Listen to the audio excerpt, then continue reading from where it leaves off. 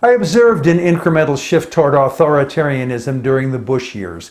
The Johns, Bolton and Ashcroft, scared me as much as Cheney did. I didn't see that kind of power shift during the Obama years, although I could have been misled by his intelligence and his reasonable manner. Now, though, we have a destroyer-in-chief who is incrementally doing sociopath Steve Bannon's work of eliminating anything that smacks of what we used to call the establishment. You know, the systems that promote the general welfare and the rest. Many of the presidential cabinet heads are dedicated to eliminating their departments, like DeVos, Price, Perry, and Pruitt. And many of the rest are headed by diabolical or drone types like Mnuchin, Carson, and Zinke. Most of what I read from progressives and centrists about the actions of these powerful people is in opposition to the things they're doing, like allowing oil drilling in the Arctic refuge, cutting support for public education and food for poor children, and eliminating regulations that prevent industrial pollution.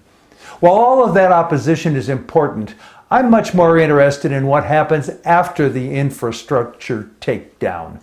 That is to say, what does all the trashing of the established order create? What will fill the vacuum? The answer that keeps coming up is fascism, autocracy, dictatorship. Pick a word that is in direct opposition to democracy, and it'll do.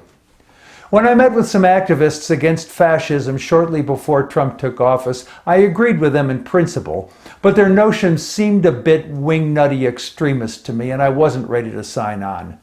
Now, though, the evidence has continued to accumulate, and the picture is becoming clearer that we are on the road to the end of our democracy.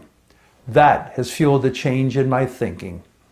Have a look at the poster about fascism that's linked in the written post. It was created during the Bush-Cheney years and is frighteningly accurate today. If you really want to be informed, click through to the links accompanying the poster and read more. Then let us know how you're feeling about democracy's chances. We must continue to protect our fragile experiment in democracy because the work will never be done. The founders thought it was pretty well done in 1789 when the Constitution was ratified, but in the 1950s, Joe McCarthy got away with trashing the Constitution until some courageous people found their spine and stopped him. Today, big money has bought our democracy, and the system hasn't produced leaders with the spine to stop it yet. Reality is telling us every day that very bad things are happening, and we need people to step up. It's our turn now.